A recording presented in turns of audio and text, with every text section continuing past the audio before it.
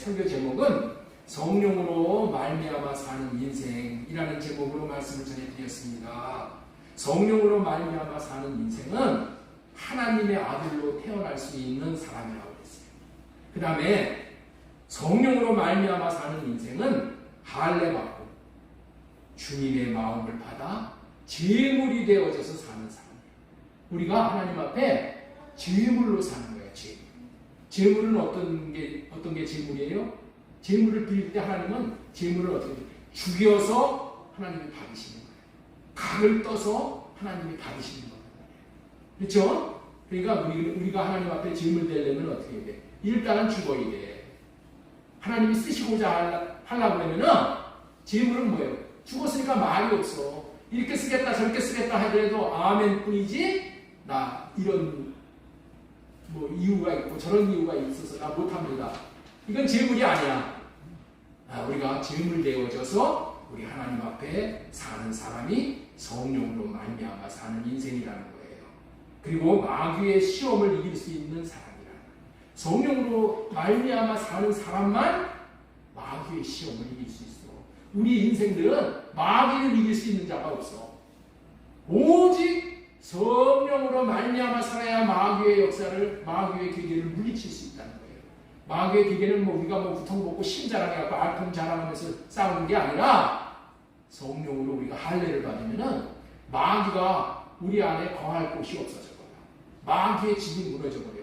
그러니까 마귀가 떠나니까 하나님이 나를 의의 병기로 쓰실 수 있다는 것이죠. 그 다음에 성령으로 말미암아 사는 인생은 성경의 언약된 언약을 이루는 장본인으로 산다는 거예요. 성경에 언약이 많이 있잖아요. 근데 이 언약이 나로 말미암아서 이루어지는 세계가 되는 거야. 물론 1차적으로 예수님으로 말미암아 다 언약이 이루어졌잖아요. 그러나 성령으로 말미암아 살면은 예수님과 같이 우리가 약속된 언약을 이루면서 사는 그런 놀라운 생애가 된다는 거예요. 얼마나 여러분들 복된 인생이에요.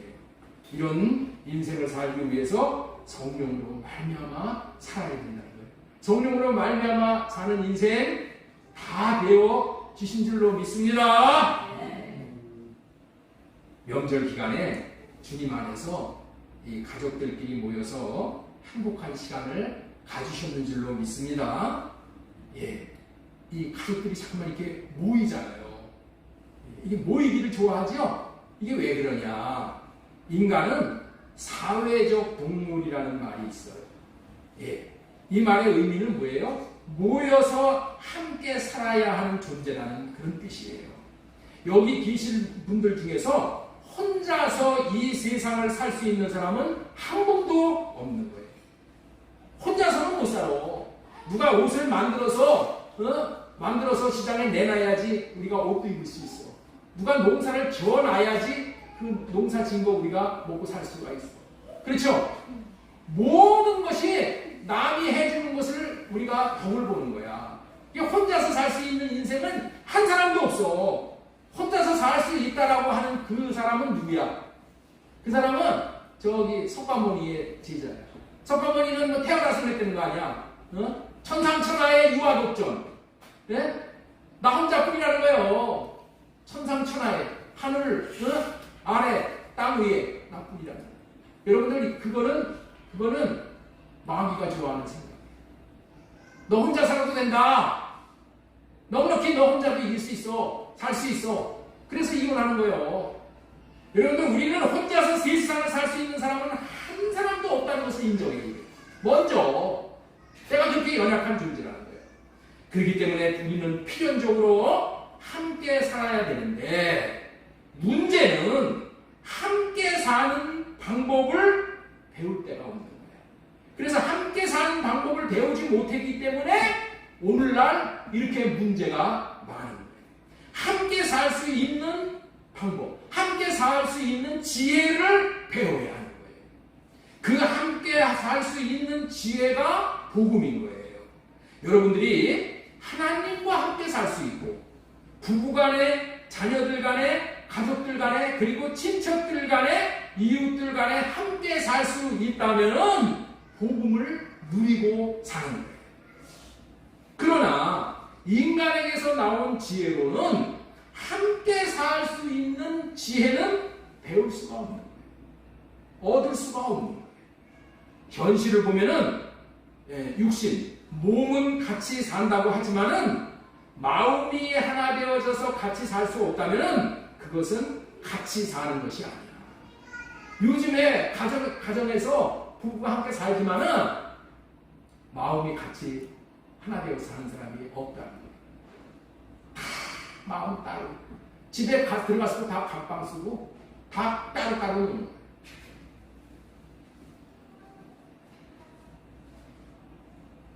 이와 같이 마음이 하나 되어 같이 사는 지혜를 우리는 배울 수 있어야 합니다. 그래서 우리 주님은 이 땅에서 같이 살도록 하기 위해서 교회를 세워주시는 거예요. 예수님이 이 땅에 오신 가장 큰 목적은 뭐냐? 교회를 세우려 오신 거예요. 교회를 세우러 오셔서 마침내 교회를 세우신 거예요. 왜냐하면은 같이 살 수 있는 유일한 길은 몸된 교회 되는 길 외에는 없기 때문인 거예요. 교회의 원리로 살 때에 함께 같이 살 수가 있는 거예요. 관계 간의 참된 관계인 하나됨의 관계를 이룰 수 있는 유일한 길은 예수 그리스도를 머리로 모시고 주님과 머리 대신 주님과 하나가 되어져서 이제는 자신의 생각과 마음은 할례받고 오직 머리 대신 주님의 생각과 마음을 받아 마음을 나타내면서 살 때 이웃과 하나 될 수 있고 가정이 하나 될 수 있고 부부간에 하나 될 수 있고 자녀들 간에 하나 될 수 있는 거예요. 모든 관계를 좋게 하는 유일한 길은 예수 그리스도를 머리로 모시고 사는 길 외에는 없다는 거예요. 네? 예수 그리스도를 머리로 모시고 예수님이 주시는 마음으로 살아야지만은 함께 살 수가 있어요. 여러분들 이거를 명심해야 돼요. 이거를 믿으셔야 돼요. 지금 우리의 현실이 얼마나 갈라져 있어요. 모든 관계에서 다 갈라져 있습니다. 부모 자식 관계, 고부 간의 관계, 형제들 간의 관계, 스승과 제자들 관계, 직장 상하 간의 관계, 지역 간의 관계, 모든 관계에 이르기까지 정상적인 관계가 없는 거예요. 그 이유가 뭐냐? 그 이유는 딱 한 가지야. 왜 그러니까 다른 데서 찾을 필요가 없어요. 예수 그리스도를 머리로 모시지 못하고 자기가 머리가 되어져서 자기 생각으로 살기 때문이다. 이와 같은 현실 가운데서 하나님은 예수 그리스도를 머리로 모시고 살게 해 주시어서 예수 그리스도가 주시는 마음으로 살게 해 주시겠다는 언약. 이 언약이 할례 언약. 새 언약의 복음을 우리에게 먼저 전해 주셨습니다. 저와 여러분에게 먼저 전해 주셨죠? 할례 언약, 이 새 언약에 대한 이 복음을 먼저 전해 주셨잖아요. 이 복음으로 말미암아 우리에게는 그리스도의 마음을 갖는 지혜를 얻게 된 거예요. 그리고 이 복음으로 함께 살 수 있게 해주셨어요. 그렇다면 자신이 복음 안에서 주님의 마음을 누릴 뿐만이 아니라 이 복음을 전해야 해요. 이 복음을 전함으로 분열을 치유하고 회복하는데 우리가 쓰임 받아야 할 것입니다. 하나됨의 복음을 누리며 살고 하나됨의 복음을 전하면서 함께 사는 것은 참으로 복된 인생이고 하나님이 기뻐하시는 그런 최고의 인생이라는 거예요. 복음이란 복된 소식, 원어로는 이 복음을 유앙게리온이라고 그래요. 유앙게리온, 기쁜 소식이란 뜻인데 복된 소식, 기쁜 소식을 먼저 나 자신에게 들려주어서 자신이 먼저 하나됨의 복음을 누리고 다음으로는 가족과 친척에게 이웃에게 들려주며 나누어 줌으로 말미암아 한평생의 인생길을 같이 살 수 있으므로 천국의 복을 받고 천국을 누릴 수 있도록 하는 것이 얼마나 좋은 일이겠어요. 이런 삶을 산 자들이 받는 복이 얼마나 놀라운지를 성경은 증언하고 있는 거예요. 다니엘서 13장 3절 보겠습니다. 우리 같이 읽습니다. 시작. 지혜 있는 자는 궁창의 빛과 같이 빛날 것이요 많은 사람을 옳은 대로 돌아오게 한 자는 별과 같이 영원히 빛나리라. 궁창의 빛과 별과 같이 빛을 비춰주는 빛나는 인생이 될 것을 표현하고 있는 말씀이죠. 맞습니다. 복음으로 함께 사는 인생은 빛나는 인생이 되는 거예요. 이런 인생이 될 수 있기를 바라고 축복합니다.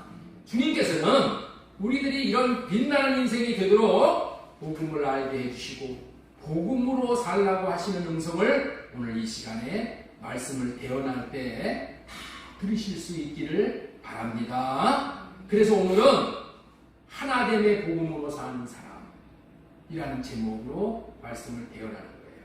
하나됨의 복음으로 사는 사람. 부제목으로는 복음을 전하는 자로서 명심해야 할 마음의 자세. 네. 복음을 전하는 자로서 명심해야 할 마음의 자세가 있다. 이 자세를 가져야지 우리가 복음을 전할 수 있어.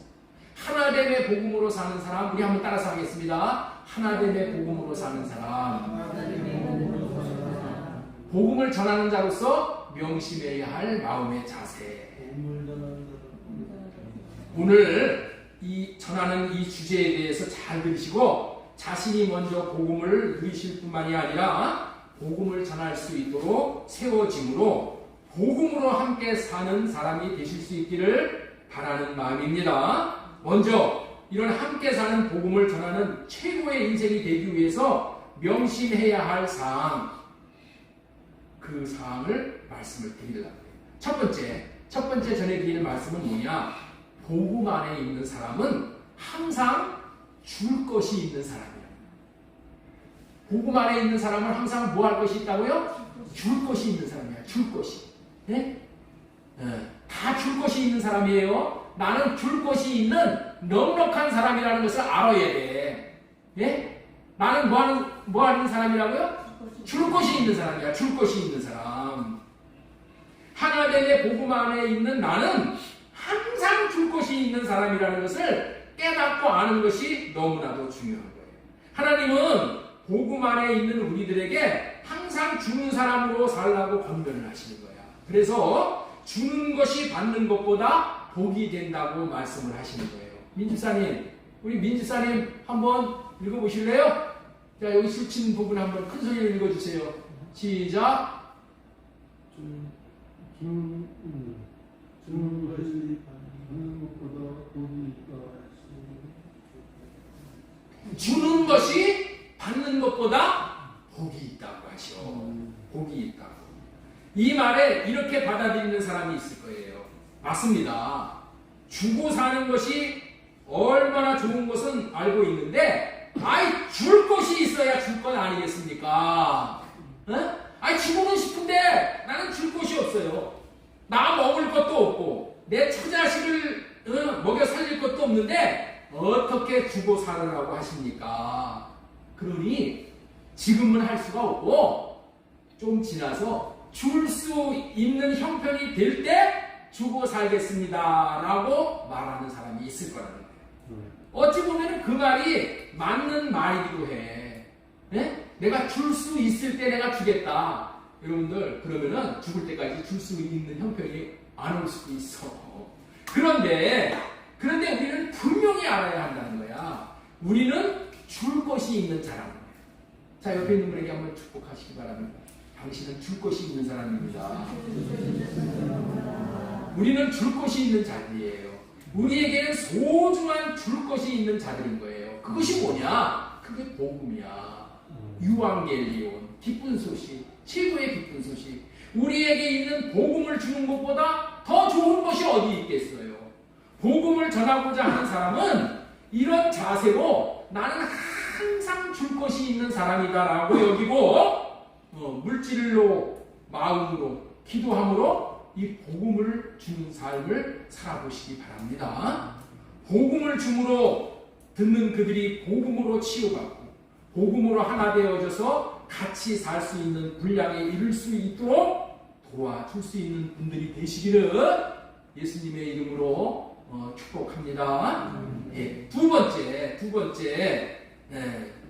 복음으로 하나됨의 복음으로 사는 사람은 복음 전하는 자로 명심해야 할 마음의 자세. 두 번째, 하나됨의 복음 안에 있는 사람은 최고로 좋은 것을 줄 수 있는 사람이에요.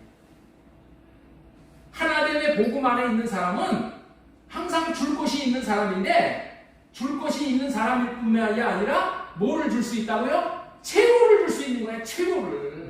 그러니까 여러분들 있죠? 이 마음을 가져야 돼. 나는 당신에게 이 복음을 전하면서 가장 당신에게 최고 좋은 것을 나는 지금 전하고 있다. 자신 가져야 돼. 자신.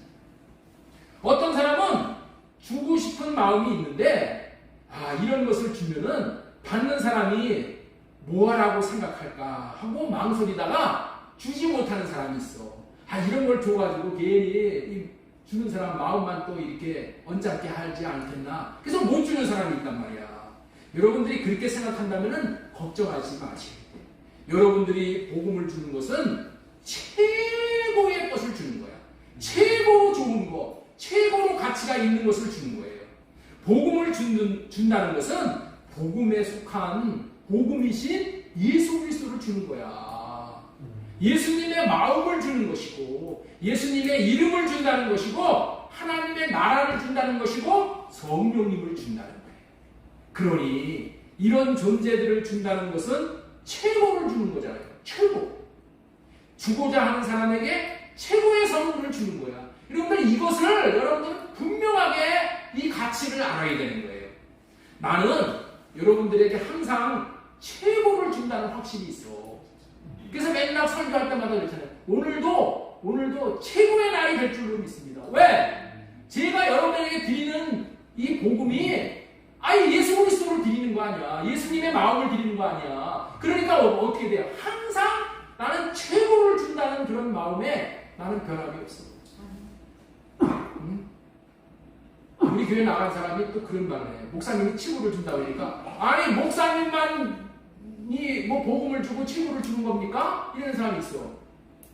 네? 나만 치고를 준다는 얘기는 한 적이 없어. 네? 그러나 나는 여러분들에게 지금 우리 교회에서 최고를 주는 거야. 최고를. 그러면 이거를 받아들여야 돼. 오늘 목사님의 입을 통해서 하나님이 나에게 내가 주는 것이 아니라 하나님이 나를 통해서 여러분들에게 최고를 주는 겁니다. 그 최고를 주는 것으로 받으면 여러분들 신나는 거야.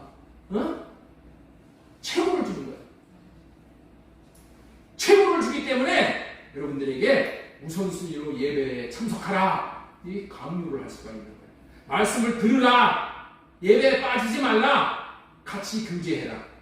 여러분들이 예배를 통해서 말씀을 통해서 그리스도 안의 교제를 통해서 복음을 받는 것보다 더 좋은 것을 그 시간에 다른 데서 받을 수 있다면은 나는 거기 가라고 그래요.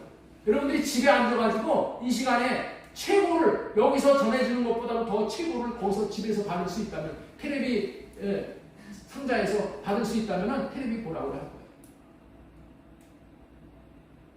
예. 어떤 사람은 뭐 테레비에서 유명한 목사님 유튜브 설교 들으면 되지. 여러분들 그것이 최고가 아니야. 하나님은 함께 나와서 함께 손에 손을 잡고 나오는 자를 하나님이 받으시는 거예요. 그리고 우리 교회에 필요한 말씀을 하나님이 주시는 거예요. 그 교회의 목사님은 아무리 명성교를 하더라도 그 교회에 필요한 말씀을 주시는 거예요. 우리 교회는 이 목사를 통해서 하나님이 필요한 말씀을 주셔.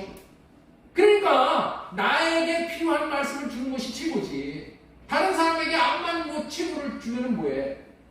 나하고 관계가 없으면 그거 아무 의미가 없는 거예요.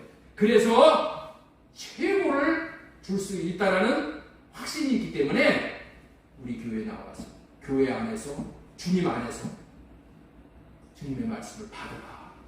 받고 이것을 양식으로 받아먹고 복음을 누리고 이 하나됨의 복음 누려서 어떤 곳에 가든지 하나 되어지는 그러한 놀라운 역사를 이루게 해주신다는 거예요.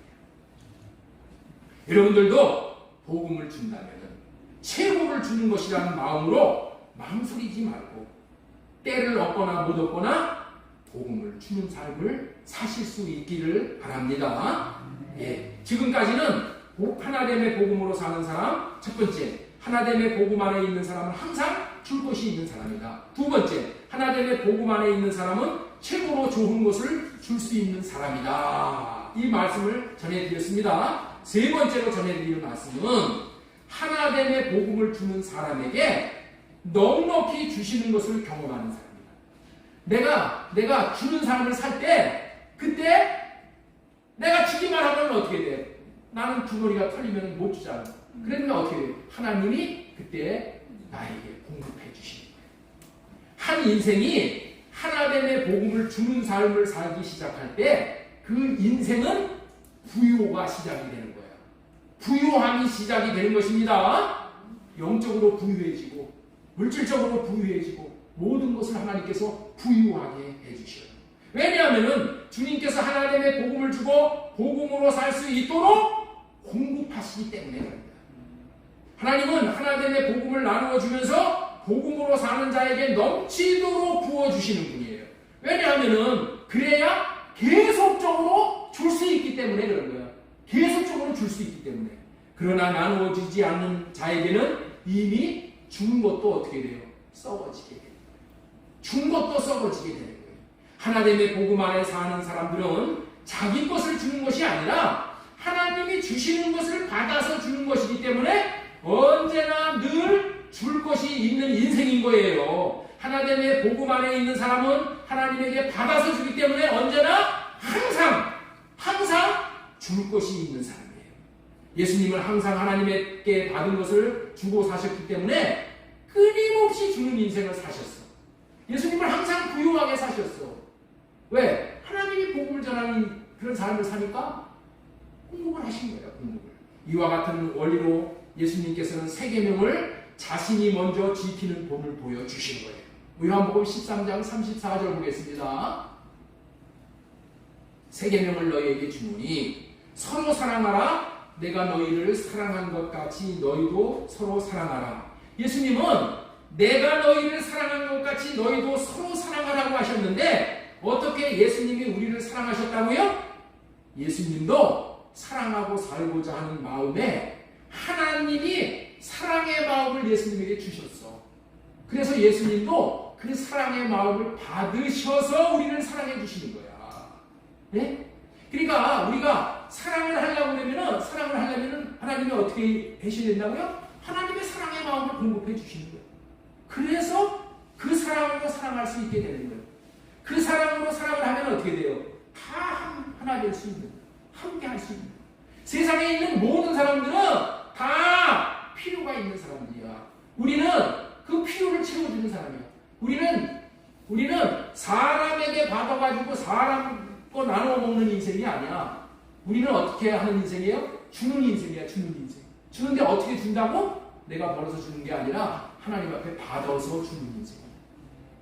이해가 되셔요? 하나님이 나에게 부유하게 주셔. 100을 주셔. 100을 주시면 어떻게 돼요? 내가 먹고 넉넉히 먹고 또 다른 사람을 나누어 줄 수 있을 정도.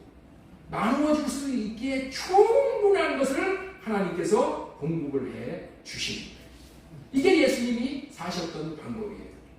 이처럼 우리가 하나님의 복음을 전하는 삶을 살고자 실천을 한다면 주님께서 하나님의 복음을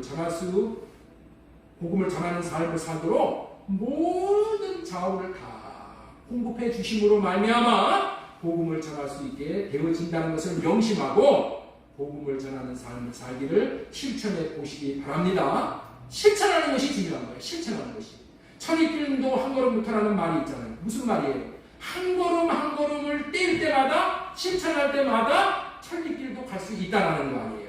예수님이 위대한 세계를 살 수 있으셨던 것은 그런 원동력은 실천을 할 때 있으신 그렇게 살 수 있으신 거예요.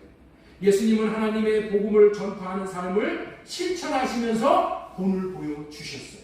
자, 마가복음 1장 14절 보겠습니다. 요한이 잡힌 후에 예수님께서 갈릴리에 오셔서 하나님의 복음을 전파하여 이렇게 말씀하고 계십니다. 하나님의 복음을 전파. 누가 하나님의 복음을 전파했다고요? 예수님이 친히 하나님의 복음을 전파하셨어. 예?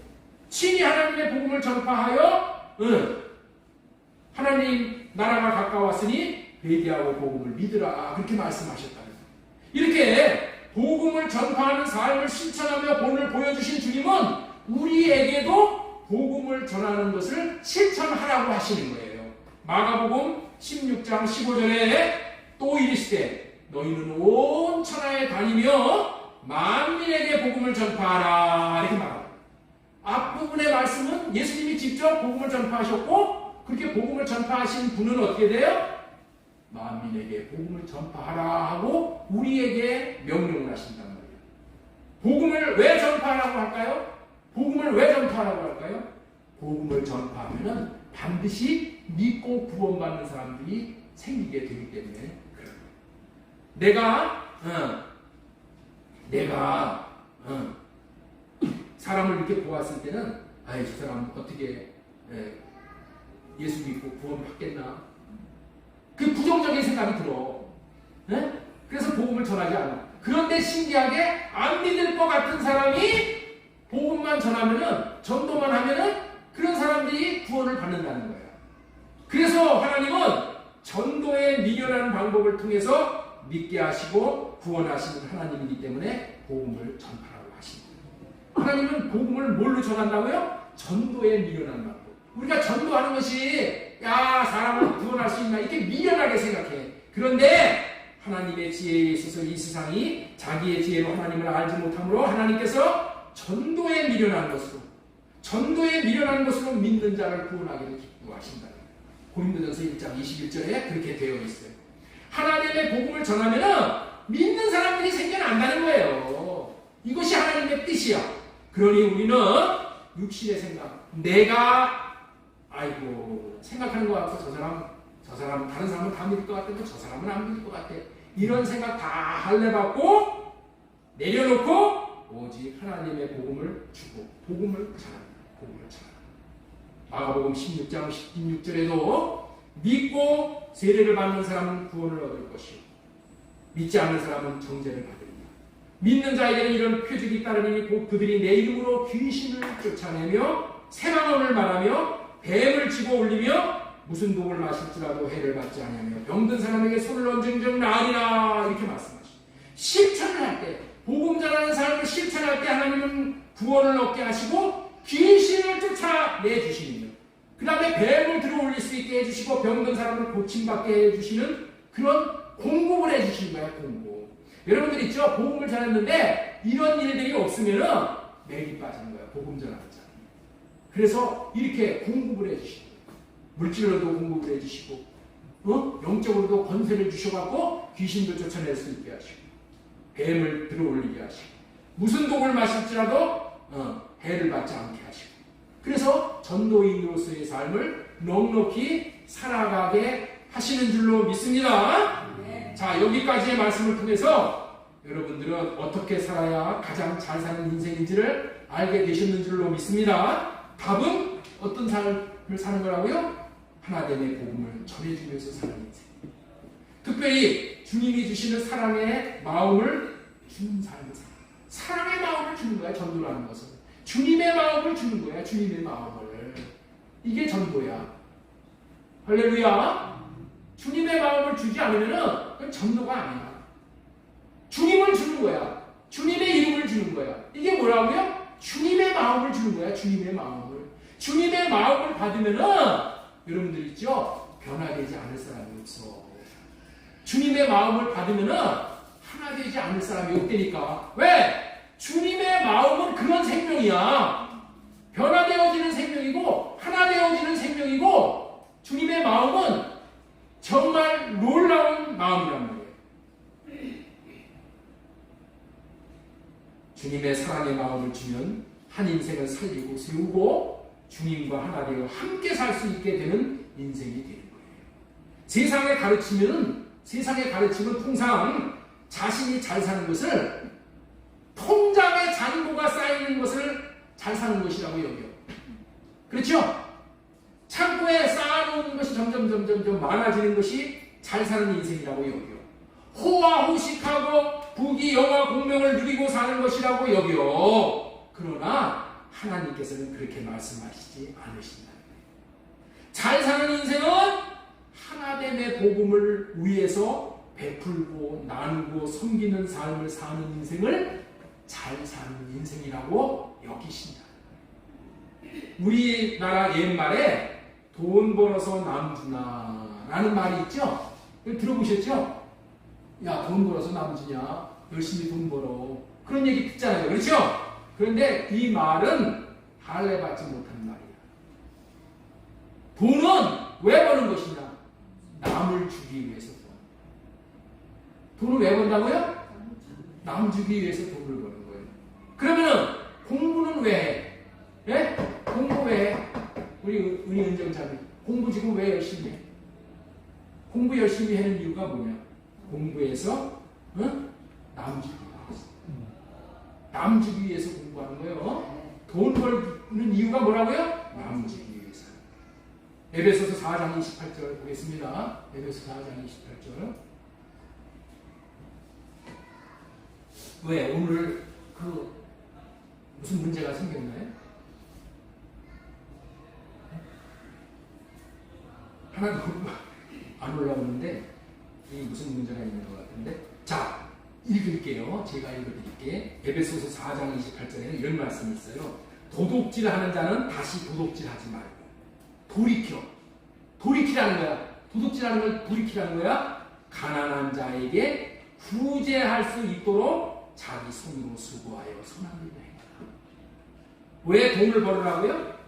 가난한 자를 구제할 수 있도록 자기 손으로 수고하여서 선한 일을 해. 돈 버는 이유가 뭐라고요? 남 도와주기 위해서. 가난한 자 도와주기 위해서 우리가 돈 번다. 이런 자들이 복된 자들이야. 이런 자들이 뭐를 경험해? 하나님이 도와주시는 것, 공급해 주시는 것을 경험하는 거야. 여러분들이 잘 아는 예어가 있잖아요. 한번 의미를 되새겨서 우리 한번 보도록 하겠습니다. 네. 이 예화가 우리에게 생명으로 교훈하는 바가 많아서 다시 전해드리는 거예요. 이스라엘 나라는 저 북쪽 끝에 헐몬산이 있어. 헐몬산. 그 산 정상에 있는 문들이 흘러내려서 이제 쫄쫄쫄쫄쫄 흘러내려서 이제 그것이 뭐야? 강을 이루어서 흘러내려와서 모이는 곳이 어디냐면 갈릴리 호수야. 갈릴리 호수. 갈릴리 호수가 너무나도 커가지고 이걸 갈릴리 바다라고 그렇게 부르는 사람도 있어요. 그 호수는 물이 흘러내려와 이 받은 물이 고여있지가 않고 그 받은 물을 다시 흘러보내주는 거예요. 흘러가게 하는 호수야. 받은 물을 흘려보내니까 항상 갈릴리 호수에 있는 물은 깨끗한 물이 되는 거예요. 물이 깨끗하니 어떻게 돼요? 물고기들이 많이 거기서 살아있는 거예요. 그래서 그 바다에는 어부들이 싱싱한 물고기를 잡을 수가 있음으로 말미암아서 많은 사람들에게 사랑을 받는 호수가 되어버렸어요. 많은 사람들이 그 호수를 사랑해요. 그런데 갈릴리 호수에서 흘러내는 물이 요단강을 통과해서 흘러내려서 어디에 이르냐? 바다에 이르러. 그 바다가 이름이 뭐냐면 사해바다. 사해바다라는 얘기는 죽은 바다라 그런 뜻이에요. 그 죽은 바다인데 물이 흘러 들어와가지고 거기서 어떻게 돼요? 다시는 그 물이 바깥으로 빠져나가질 않아. 그러니까 어떻게 돼? 받기만 하는 거야. 받기만 하니까 어떻게 돼요? 그 물이 다 썩어버려요. 그래서 썩은 바다, 죽은 바다가 돼버렸어. 물고기 한 마리도 살 수 없는 바다야. 이런 바다는 당연히 많은 사람들에게 외면을 당하게 되어 있겠죠. 거기서 얻을 게 없으니까. 무슨 의미의 말씀이에요? 하나님은 주는 자에게 좋은 것을 공급하여 더욱더 공급하고 살 수 있도록 하시고, 공급하면서 계속해서 공급하면서 살 수 있도록 하시기 위해서 복을 주시는 거예요. 부유하게 해주시는 거예요. 그런 복을 주고 사는 자에게 큰 기쁨이 있는 것이겠죠. 우리나라가 요즘 왜 이리 잘 살게 되었어요? 복음을 나누어주고 사는 나라가 되었기 때문에 그렇게 된 거예요. 우리나라가 온 세계를 향하여서 위로는 주님과 옆으로는 이웃과 하나됨의 복음을 주는 나라가 되었기 때문에 계속해서 나누어주는 나라가 되라고 복을 주시는 거야. 왜 주신다고요? 계속해서 주는 나라가 되라고, 더 많이 나누어주는 나라가 되라고 잘 살게 해주시는 거예요. 우리나라가 복음을 전하는 선교사가 세계에서 두 번째로 많이 보내는 나라가 됐습니다. 우리 교회에서도 지금 5, 6가정을 지금 선교사를 지금 도와드리고 있어요. 주보에는 안 올렸지만. 수많은 교회들이 지금 선교사들에게 선교비를 보내고 또 선교사를 파송을 하고 그들의 생활비를 다 책임지면서 선교할 수 있는 모든 뒷받침을 다 해주죠. 그렇지, 하게 해주죠. 그러니까 어떻게 돼요? 세계에서 가장 많은 나라 미국 외에 두 번째로 선교사를 많이 보내는 나라가 되었어요. 이게 선교의 역사입니다. 세계에서 선교사를 제일 많이 보내는 나라가 영국이었었어. 영국이었을 때는 영국이 세계에서 가장 잘 사는 나라가 되었어요. 그리고 영국이 세계의 중심이었었어. 막 산업혁명이 일어나고 뭐 대단했어. 그런데 이제는 미국이 선교사를 가장 많이 보내는 나라가 되었어요. 그렇기 때문에 미국이 지금 세계에서 가장 잘 사는 나라가 된 것이죠. 세계의 중심이 미국이 되었잖아요. 우리나라가 복음을 전하는 선교사를 세계에서 두 번째로 많이 보내는 나라가 되니 우리나라가 이제 이렇게 잘 살게 되었는데 앞으로 이런 일을 계속하면은 어떻게 돼요? 우리나라가 세계의 중심이 된다.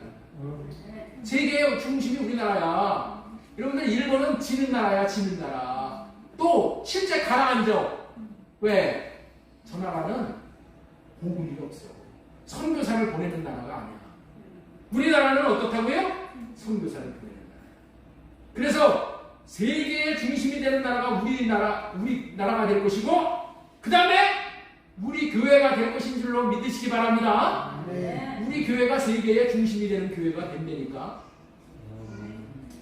이런 기도를 해야지. 그래서 우리 교회에서 정말 선교사를 우리나라에서 제일 20개보다 더 많이 파송하는 나라가 될 수 있게 해주세요. 그런 꿈을 가지고 그렇게 선교사를 파송을 하면은 자연적으로 하나님이 그렇게 되도록 해주셔. 축복을 해주신다니까. 여러분들 이 꿈을 갖더라도 하나님 나 잘 먹고 나 잘 살게 해주세요. 이런 꿈은 그거는 정욕을 채우는 꿈이 돼서 안 이루어지지만 선교사를 내가 제일 많이 보내는 나라가 되게 해주세요. 그 하나님이 기뻐하시는 것인 줄로 믿습니다. 여러분들은 항상 이런 원리를 마음에 새기고 마음껏 복음을 나눠주고 복음으로 사는 삶을 실천하기 위해서 명절에도 애경사가 있는 날에도 가족들, 친척들, 이웃들을 만날 때마다 이 복음을 전할 수 있기를 바랍니다. 지금까지 하나됨의 복음으로 사는 사람들, 하나됨의 복음 안에 사는 사람은 항상 줄 것이 있는 사람이다. 두 번째, 최고로 좋은 것을 줄 수 있는 사람이 된다. 그 다음에 하나님의 복음을 나누어주는 사람에게 넉넉히 주시는 것을 경험하는 사람이다. 경험을 하게 돼 있어. 경험을 하게 돼 있다니까. 그 다음에 마지막으로가 아니라 네 번째로 하나님의 복음을 부끄러워하지 않는 사람이다. 하나님의 복음을 부끄러워하지 않는 사람이, 이 사람이 복음을 전할 수 있어. 우리가 이토록 최고로 좋은 복음을 주는 삶을 살 수 있도록 하나님께서 우리를 먼저 복음 안에 살도록 하셨는데, 그리고 모든 좋은 것을 예비하시고 공급하여 주실 준비를 다 해 놓으셨어. 너네들이 지금 나누어주기만 해봐라. 내가 그냥 쌓을 곳이 없도록 너희들에게 부어주겠다. 하나님이 이렇게 다 준비를 해놓고 있어. 그런데 복음을 나눠주지 않아. 하나님의 복음을 전파하지 못하고 있어. 이게 우리의 현실이잖아요. 그렇죠? 복음을 전하지 못한다면 복음 안에서 자유를 누리지 못하게 되고 하나님의 생명을 누릴 수가 없어 하늘 기업도 받을 수 없게 된다는 거예요.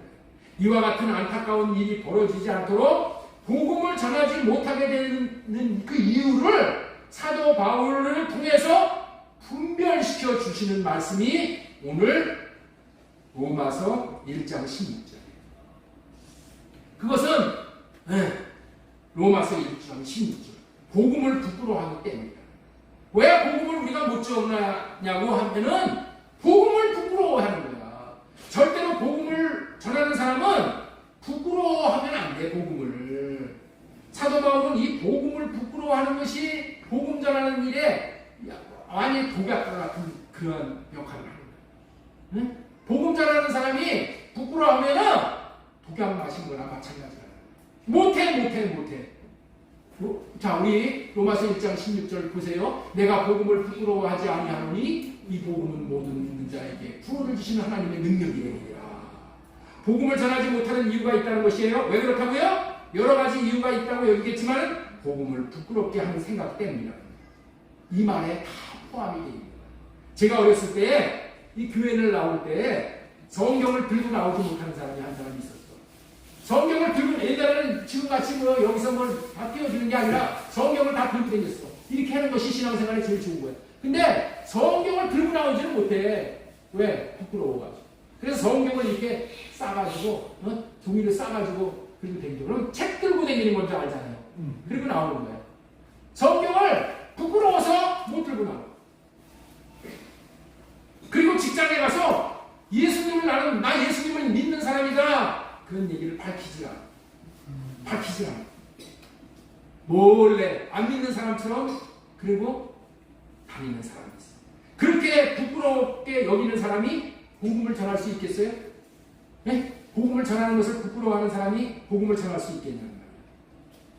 복음을 전하기만 하면은 믿게 되고 구원을 받게 되므로 지옥을 벗어나 하나님의 나라를 들어갈 수 있게 해주는데 이 복음이 구원을 주시는 하나님의 능력을 보게 된다는 거야. 이 복음을 전하기만 하면 구원을 주시는 하나님의 능력을 경험하게 되는데 이 복음을 전하지 못하니까 어떻게 돼요?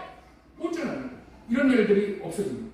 인생이 지옥의 포지션에서 지옥의 위치에서 천국의 위치로 내 위치가 바뀌어. 내 포지션이.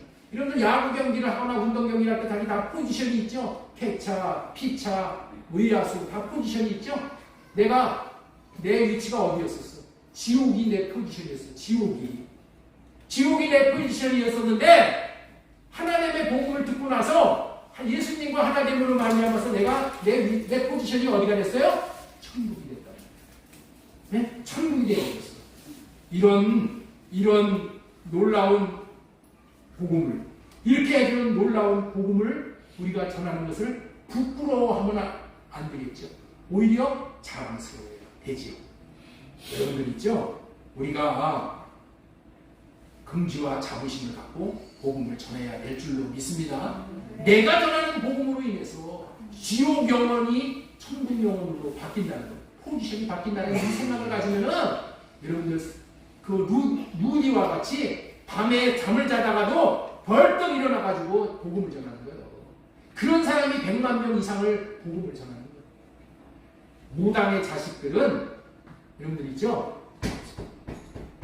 잘 보시면 무당의 자식들은 자기 자식을 무당되라고 하는 무당은 없다는 거예요. 네? 무당들이 야 너도 무당되라, 배를 이어서 무당되라 그렇게 하지 않는다. 네? 그런데 목사의 자식들은 다 가르칠 때 목사님이 어떻게 야 너 목사 되라, 너 목사 되라 가르친다. 왜 가르쳐요? 왜 그렇게 해요? 목사 되면은 인생을 가장 귀하고 가장 복되게 살 수 있다는 것을 경험해봤어. 경험했어. 목사가 경험을 하니까 자기 아들도 목사 되라 이렇게 얘기해요. 여러분 우리가 경험을 해봐야 돼. 내가 복음을 전해가지고 한 영혼이 구원받고 이 구원의 감격에 기뻐가지고 주체할 수 없는 기쁨으로 하나님 앞에 감사하며 봉사하고 예배하며 그 영혼이 아름답게 변화되는 모습을 보면은 이거보다는 가치 있는 삶이 없잖아. 그래서 복음을 전하는 사람으로 여러분들을 세우려고 해요. 왜 복음을 전하는 사람을 살라고 해? 여러분들이 최고로 잘하는 인생을 삼아주시기 위해서 복음을 전합니다. 여러분들이 복음을 안 전해도 하나님이 얼마든지 다 구원시킬 수 있어. 그런데 왜 나보고 복음을 전하라고 그래? 왜 여러분들로 복음을 전하라고 그래? 여러분들이 복음을 전해가지고 영혼을 구원한 상을 하늘나라에 가서 받으라는 거예요. 그리고 이 땅에서 그 기쁨을 누리라는 거예요. 그렇기 때문에 이 복음을 부끄러워하는 사람은 여러분들 어리석은 사람이고, 복음을 부끄러워하지 않고 전하는 사람은 어떤 사람이 이 복음을 부끄러워하지 않고 전할 수 있느냐? 첫 번째로 복음을 믿는 자에게 가장 귀한 구원을 주신다는 것을 아는 사람이, 하나님이 구원을 주신다는 것을 아는 사람이 복음을 부끄러워하지 않는 거예요. 그렇죠? 그 다음에 두 번째로 어떤 사람이 복음을 부끄러워하지 않느냐? 복음에는 하나님의 의가 나타난다는 것을 아는 사람이야. 로마서 1장 17절 말씀 한번 보겠습니다. 복음에는 하나님의 의가 나타나서 믿음으로 믿음에게 이르게. 여러분들, 하나님의 의가 나타난다는 것은 뭐냐면은 하나님이 직접 나타나신다는 말씀이야. 하나님이 나타나시는 말씀보다도 더 여러분들 복된 말씀이 어디 있어? 이 사실을 알면은 복음을 부끄러워하지 않을 수가 있어. 내가 기도할 때 하나님이 나타나 주셔. 내가 어려움을 당할 때 하나님이 나타나셔. 내가 정말로 아무런 소망이 없을 것 같은 때에 하나님이 나타나 주셔. 아니, 여러분들, 내가 앞날 부르짖어서 기도를 했는데도 하나님이 안 나타나. 도움의 손길이 없어. 그런데 내가 복음으로 살면, 예? 내가 복음으로 살면은 하나님이 나타나셔. 내가 기도할 때 하나님이 나타나가지고, 야, 너 뭐가 부족해서 기도하냐? 너가 뭐가 필요해? 하나님이 나타나가지고, 응? 하나님이 내 필요를 채워주신다는 거야. 이런 경험을 하는 사람은 복음을 안 전할 수가 없어. 이 놀라운 세계를 살아가는 것이, 나만 이런 세계를 살아간다. 아니야. 너 자식에게 너 복음 전하는 사람으로 살아라. 교인들에게도 복음을 전하는 사람으로 사십시오. 이렇게 권면을 하는 거예요. 왜? 내가 경험해봤습니다. 지금까지 하나님의 복음으로 사는 사람은 항상 줄 것이 있는 사람이다. 최고로 좋은 것을 줄 수 있는 사람이다. 그 다음에 넉넉히 주시는 것을 경험하게 된다. 그 다음에 하나님의 복음을 부끄러워하지 않는 사람이다. 이 시대에 하나님의 복음이 필요하지 않은 인생은 아무도 없는, 이런 마음을 가지고 한 사람 한 사람에게 복음을 전하는 것은 너무나도 중요해요. 복음을 전함으로 나 때문에 한 사람이 복음을 믿음으로 하나님의 의가 나타나서 구원을 받게 되고 하나님이 나타나시는 영광을 보게 됩니다. 그러니 복음을 전하는 인생이 얼마나 복된 삶을 사는 것입니까? 최고의 인생을 사는 것이라고 하지 않을 수 없잖아요. 복음을 전하는 인생으로 살 수 있는 인생이 되시기를 바라고 소망을 드립니다. 자, 그렇다면 질문 하나 하겠습니다. 지금 복음으로 살면 어떻다? 복음으로 살면 어떻고? 복음으로 살라. 복음으로 살면 이런 복이 있다. 그렇게 얘기를 드렸죠? 그런데 정작 복음이 무엇이냐는 거예요. 네? 정작 복음이 무엇이냐는 거예요. 복음이 무엇인지를 알아야 될 거 아니에요. 복음이 무엇인지도 모르고 복음을 전한다고 하면 되겠어요, 안 되겠어요? 그래, 안 그래요? 복음이 무엇인지를 모르면은 복음을 전하고 복음을 누릴 수가 없는 거예요. 복음을 수도 없이 전했는데 지금 까맣게 잃어버리고 그냥 완전히 바닥이잖아요. 왜냐하면 이 복음이 진짜 복음이기 때문에 그런 거야. 진짜 복음이기 때문에 마귀가 가만히 놔두지 않는 거예요. 이 진짜 복음을 전하면 어떻게 돼요? 마귀가 큰일 나는 거예요. 왜? 복음을 알고 복음을 믿어버리면은 마귀 자식이 하나님의 자녀가 되고요. 그러니까 이 복음을 전하면은 마귀가 긴장을 하는 거예요. 그래서 복음을 전하면 어떻게 된다? 벌써부터 셔터를 내리면 졸게 만든다. 복음을 전하면 그럴 테니까. 복음을 전하면 어떻게 돼요? 길가에 떨어진 씨앗은 어떻게 돼요? 마귀가 다 주워 먹잖아.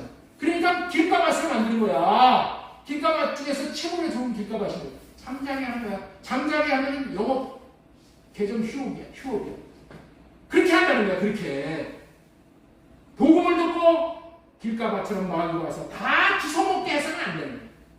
마음밭에 새겨져 뿌리를 내려야 하는 거야. 그래서 복음에 대해서 다시 전하는 거야. 여러분들 할례 받고 이 복음을 들어야지 마귀가 떠나서 해방을 못 나. 그래서 내 마음밭에 잘 박힌 목과 같이 그렇게 역사를 하는 거예요. 내가 좋은 밭이 되어져서 100배, 60배, 30배의 결실을 맺어야 되는 거예요. 그게 이 복음을 듣고 되새기는 거예요. 그래서 생명을 누리며 남을 수 있게 됩니다. 자, 그렇다면은 복음이 무엇인가? 복음이 무엇인가? 보이나? 복음이 무엇인가?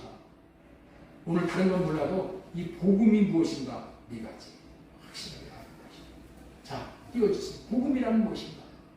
아브라함에게 전하신 것이 복음이라. 자, 갈라디아 3장 8절 보겠습니다. 또 하나님이 이방을 믿음으로 말미암아 의로 용하실 것을 성경이 미리 알고 먼저 아브라함에게 복음을 전하되 이렇게 말씀하시는 거예요. 복음이 뭐라고요?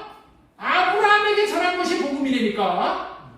여러분들 그렇기 때문에 이 복음을 제대로 알려면은 아브라함에게 하나님이 뭐를 전하셨는가 이거를 정확하게 알아야 되는 거예요. 우리는 속으면 안 돼. 아브라함에게 전하신 복음이 복음인 줄을 알아야 되는 거예요. 우리가 아브라함에게 전하신 복음을 아브라함같이 믿고 아브라함처럼 구원을 받아야 하는 거예요. 예? 그리고 아브라함이 받은 복을 받아야 되는 거예요. 그리고 그 복을 전해야 되는 거예요. 하나님께서 아브라함에게 복음을 전하신 이유가 뭐라고요? 저와 여러분들 같은 이방인들. 우리는 이방이야. 이방인은 복음하고 관계가 없는 자들이야. 그런데 아브라함에게 복음을 전한 것은 뭐라고 그랬어요? 모든 이방인이 너로 말미암아 복을 받으리라. 저와 여러분들이 복받고 구원받게 하기 위해서 하나님께서 아브라함에게 복음을 전했다니까. 아브라함에게 전하신 복음을 믿어야 돼요. 자, 그러면은 아브라함에게 전하신 복음이 무엇인가? 두 번째, 믿음으로 의롭게 되는 거예요. 믿음으로 의롭게 되는 거예요. 아브라함은 하나님께서 너를 하늘의 별과 같이 땅의 모래와 같이 많은 자손을 주게 하실 것이라는 그 말씀을 믿었어. 믿었더니 하나님께서 그것을 의로 여겨주셨다는 거예요. 여러분들 있죠? 우리가 의롭게 되는 방법은 내가 무슨 돌을 닦고 무슨 나미압을 탑을 해가지고 10년 공부해가 한다고 되는 게 아니고 우리의 행위로 되는 것이 아니고 믿음으로 된다는 거야. 믿음으로. 할렐루야. 아브라함에게 전하시는 복음은 뭐냐? 우리가 죄사함을 받는 거, 의롭다함을 받는 거는 믿음으로 된다는 거야. 믿음으로 의롭게 된다는 것이 이게 복음이라는 거예요. 그 다음에 세 번째는 뭐냐? 아브라함에게 복음을 전해주신 그 복음이 그리스도를 보내주시겠다는 언약이야. 아브라함의 태에서 누구를 보내주신다고요? 그리스도를 보내주시겠다라는 이것이 복음이야. 이 언약이. 자, 우리 창세기 22장 17절 보겠습니다.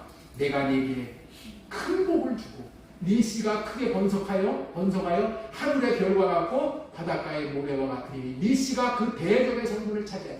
네 씨가 여기서 단수로 되어 있다. 아브라함의 자손들이 수많은 자손들이 나오잖아요. 그런데 네 씨 딱 한 사람이 나와. 네 씨가 누구냐? 예수 그리스도가 나와서 번성을 해서 대적의 성문을 얻는다. 대적이 누구야? 마귀의 성문을 얻는다는 얘기는 뭐냐? 마귀가 지금 다 아담에게 때 뺏은 거 그거 다시 예수 그리스도로 말미암아 다 찾아오게 해주시겠다. 다 찾아다가 저와 여러분들에게 주시겠다. 아브라함이 친히 보내주시겠다는 이 대속의 양인 그리스도를 보내주시겠다는 이 언약이야. 원래 이 언약은 아담과 하와에게 맺어주신 언약이야. 이게 무슨 언약이냐면 원시 언약이거든. 원시 언약. 창세기 3장 우리 20절 21절 보겠습니다. 아담이 그의 아내 이름을 하와라 불렀으니 그는 모든 산자의 어머니가 되밀어라. 여호와 하나님이 아담과 그의 아내를 위하여 가죽옷을 입히니라. 여러분들 있죠? 왜 없어요? 창세기 3장 20절 다시 한번 보겠습니다. 아담이 그의 아내 이름을 하와라고 불렀으니 하와의 이름의 뜻이 뭐냐면은 모든 산자의 어머니가 됩니다. 이랬어요. 하와가 지금 살았어 죽었어? 살았어? 죽었어? 죽었어. 죽었는데 하와를 보고 뭐냐? 산자의 어머니가 된대. 이 얘기는 뭐냐면은 하와의 자손 중에서 산자가 나온다는 거야. 산자들이 나온다는 거야. 그래서 산자들의 어머니가 누구가 된다고요? 하와. 이해가 되시겠어요? 이게 아브라함과 하와에게 주신 원시 언약이야. 이 원시 언약이 아브라함에게 이르러서는 무슨 언약이 됐냐? 이게 할례 언약이 된 거야. 아브라함에게 이르러서. 그러니까 아브라함에게 전한 복음이 뭐냐? 할례 언약이 복음이야. 무슨 할례 언약이 뭐예요? 너와 네 자손이 할례를 받고 하나님을 사랑하여서 하나님의 생명을 얻을 것이다. 하나님의 생명을 얻으면 산자가 되는 거잖아요. 할렐루야. 이렇게 예수 그리스도로 말미암아서 산자의 어머니가 하와가 된다라는 이 약속이 아브라함에게 할례 언약으로, 그 다음에 선지서들을 통해서 새 언약으로 이렇게 내려오고, 그래서 예수님이 새 언약의 중보자로 오셔서 우리에게 새 언약을 이루어 주셔서 예수님은 새 언약의 중보자, 우리는 새 언약의 일꾼이 되어준 거잖아요. 할렐루야. 예. 그 다음에 밑에 보면은 여호와 하나님이 아담과 그의 아내를 위하여 가죽옷을 지어 입히시니라 이렇게 얘기했단 말이에요. 가죽옷을 입혀 주신다는 얘기는 양을 얘기하는 거예요. 양을 잡아서 죽이면 뭐가 나와? 가죽이 나오죠? 그 가죽을 아담과 하와에게 덮여줬어. 그러면은 가죽옷을 입고 다니면은 뒤에서 마귀가 봤을 때 아담과 하와가 보여, 가죽이 보여. 가죽옷을 입었으니까 아담과 하와가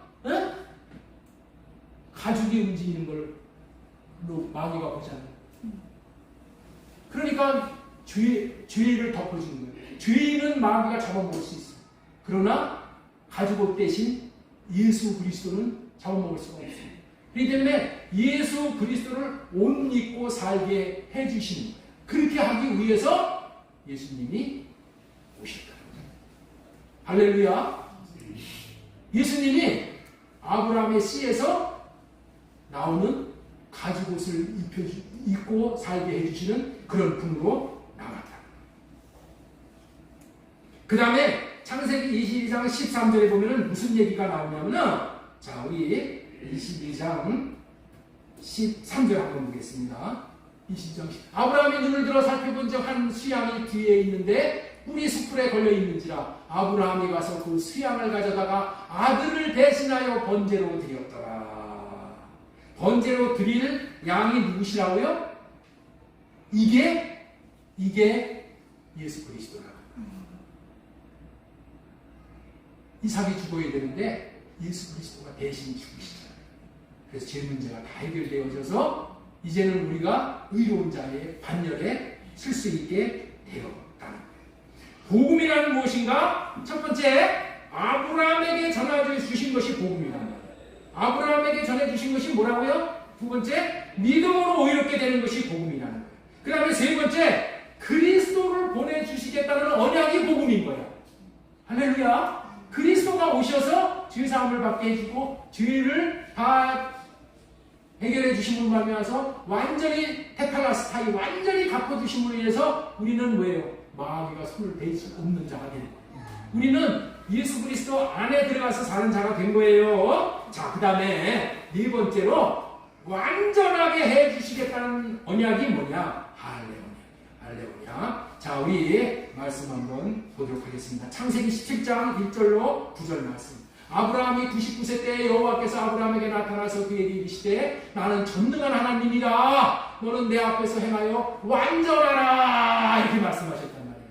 아브라함이 왜 아들을 주시겠다는 약속을 받고 75세 때서부터 99세까지 아들이 왜 없었어? 아브라함이 생명을 얻는 완전함에 이르지 못하게 됐다는 거예요. 그래서 하나님이 아브라함에게 찾아오셔서 완전하라 하면서 그 밑으로 내려가면은 무슨 말씀이 있냐? 7절에 내가 내 언약을 나와 너와 네 대대 후손 사이에 세워서 영원한 언약을 삼고, 영원한 언약이 무슨 언약이라고요? 할례 언약이 영원한 언약이야. 영원한 언약을 삼고 네 후손의 하나님이 되리라. 이게 영원히 패하지 않는 언약. 모세에게 받은 언약은 영원한 언약이에요, 영원한 언약이 아니에요. 예? 잠깐 언약이야. 주의를 깨닫게 해주는 첫 번째 언약. 이거는 끝나는 언약이야. 없어질 언약이지만은 이 할례 언약은 영원한 언약, 새 언약, 영원한 언약. 이 언약을 맺어주신다는 거예요. 이 언약으로 말미암아서 우리가 완전한 사람이 된다. 할례 받게 함으로 말미암아 하나님이 완전하게 해주시겠다는 언약인데 사람으로서는 완전할 수 있는 사람이 아무도 없어. 사람의 방법으로는 이 세상에서 완전해질 수 있는 방법이 아무것도 없단 말이에요. 거룩해질 수 없는, 내가 거룩하니 너희도 거룩하라, 이렇게 거룩에 이를 수 있는 방법이 아무 방법도 없어. 일도 없어. 그런데 하나님이 주신 방법으로 우리가 행하여 살면 어떻게 된다고요? 완전해진다. 그것이 뭐라고요? 할례 받고 살면은 우리가 완전한 사람이 되게 된다. 할례 언약이 뭐냐고요? 할례 언약이 뭘까요? 예수님의 마음을 주시겠다는 언약이야. 우리가 육신의 생각을 할례 받으면은 내 생각, 내 마음이 없어지고, 그 다음에 예수 그리스도께서 우리에게 주님의 마음을 주시겠다는 언약이 할례 언약이야. 그러니까 주님의 마음으로 살지 못하는 것은 다 더러운 거예요. 다 더러운 거야. 다 부정한 거야. 그런데 이걸 알아요. 자, 이사야 52장 1절 말씀드리겠습니다. 지온이여 깰지어다 내 힘을 낼지어다 거룩한 성 예루살렘이요. 이 거룩한 성 예루살렘은 천국을 얘기하는 거예요. 천국. 그 다음에 예수 그리스도를 상징하는 거예요. 네 아름다운 옷을 입을지어다. 이제부터 할례 받지 아니한 자와 부정한 자는 다시는 네게 들어옴이 없으리라. 할례 받지 못한 자는 어디에 못 들어간다고요? 천국에 못 들어간다. 할례 받지 못한 자는 어디 못 들어간다? 예수 그리스도 안에 못 들어간다. 예수 그리스도 안에 들어갈 수 있는 사람은 자기 생각과 자기 마음이 없는 사람이에요. 자기 생각과 자기 마음이 있는 것은 뭐예요? 다 부정한 거예요. 육신의 정욕, 안목의 정욕, 이 세상 자랑을 채우려고 하는 것이 자기 생각과 자기 마음에서 나오는 거예요. 이 자기 생각과 자기 마음에서 나오는 것이 누가 주는 거라고요? 마귀가 주는 거예요. 이 마귀가 주는 생각과 마음을 가지고 새 예루살렘 성에 들어갈 수 있다? 못 들어가는 거야. 왜? 거기 들어가면은 새 예루살렘 성전이 다 더러워져 버려요. 다 타락을 해버려요. 그러니 들어가게 할 수 있어요? 못 들어가게. 그래서 어떻게 돼요? 할례 받아가지고 완전한 자가 돼야지. 그 다음에 더럽고 추악한 거 제거하고 들어가. 그러니 아브라함에게 전하신 복음을 믿음으로 의롭다함을 받고 예수님의 마음을 우리가 받아서 예수님이 우리 마음에 계시게 해서 예수님의 마음을 받는 거예요. 머리 대신 예수님과 우리가 예수님의 마음으로 하나가 되지. 예수님과 하나가 되어질 수 있는 방법은 딱 한 가지 방법밖에 없어. 예수님이 주신 마음으로만 예수님과 우리가 하나가 되어지. 나머지는 다 부족합니다. 예수님의 마음을 받아서 예수님의 마음을 나타내고 사는 삶이 복음으로 사는 삶이고 구원의 삶이고 하나 되어지는 구원을 누리고 사는 삶이야. 거룩한 성 예루살렘 성 안에 들어가는 것이 주님 안에 들어가는 거예요. 주님 안에서만 구원이 있는 거예요. 내가 주님 안에 들어가야 주님이 내 안에 들어오시는 거예요. 할례받지 못한 자는 주님 안에 들어갈 수가 없어. 그래서 예수님이 아까도 천국 복음을 얘기했을 때 회개하고 천국 복음을 받아들이라고 하는 거예요. 회개하는 게 뭐예요? 회개하는 게 뭐예요? 그게 할례받는 거예요. 회개하고 완전한 할례는 하나님의 도장을 찍어주시고, 회개 없이는 예수님이 내 안에 들어오실 수가 없어. 할례받지 않으면 예수님이 내 안에 들어오실 수가 없어. 내 안에 들어오셔야지만은, 내가 예수님 안에 들어가야지만은 예수님이 내 안에 들어오시고, 예수님이 내 안에 들어오셔야지만은 내가 예수님의 마음을 받을 수가 있어. 그래서 하나가 되어지는 거예요. 그래서 여러분들 있죠? 요한복음 15장 4절 보겠습니다. 요한복음 15장 4절. 내 안에 거하라. 나도 너희 안에 거하라. 우리가 예수님 안에 거할 수 있는 유일한 방법이 뭐예요? 할례받고 들어가는 거예요. 할례받고 감사함으로 궁전 안에 들어가는 거예요. 내 안에 거하라. 나도 너희 안에 거하라. 가지가 포도나무에 붙어 있지 아니하면 스스로 열매를 맺을 수 없음 같이 너희도 내 안에 있지 아니하면 그러하리라. 예수님 우리 안에 들어가지 않으면 가지가 떨려져 나간 것하고 똑같은 거예요. 나는 포도나무여 너희는 가지라. 그가 내 안에 내가 그의 안에 거하면은 사람이 열매를 많이 맺나니 나를 떠나서는 너희가 아무것도 할 수 없는 거예요. 우리가 예수님 안에 들어가지 못하면은 예수님도 내 안에 들어오시지 못해. 그래서 가지가 떨어진 것처럼 아무것도 할 수 없는 거예요. 아무것도 할 수 없는 거예요. 예수님 안에 어떻게 들어간다고요? 예루살렘 성에 어떻게 들어간다고요? 할례받은 자만 들어간다고 했잖아요. 그래서 아브라함에게 하나님이 무슨 언약을 주셨다고요? 이것이 영원한 언약이야. 영원한 언약. 새 예루살렘의 성에 들어가는 영원한 언약. 요거 한 가지밖에 없는 거예요. 예수님 안에 들어가는 유일한 방법은 내 생각과 내 마음 가지고는 예수님 안에 못 들어가. 그런데 신기하게도 우리가 성령으로 구해서 성령으로 말미암아 우리 육신의 생각을 할례받으면 주님이 나를 안으로 들여주신다는 거예요.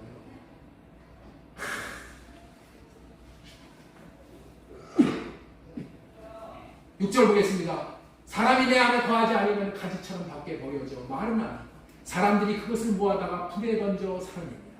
너희가 내 안에 거하고 내 말이 너희 안에 거하면 무엇이든지 원하는 대로 구하라. 그리하면 이릅니다. 하나님의 영광을 볼 수 있게 되어지는 것이죠.